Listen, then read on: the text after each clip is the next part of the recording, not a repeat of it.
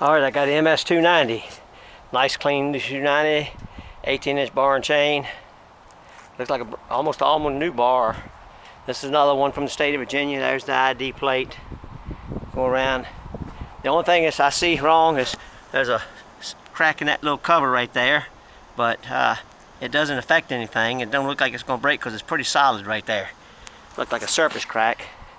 So we'll set the the camera down and see if we can start it up.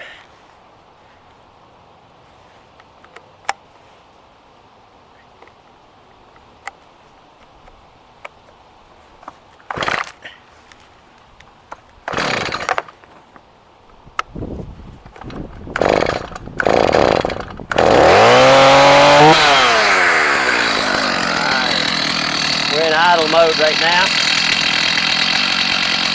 Let's see what she does here.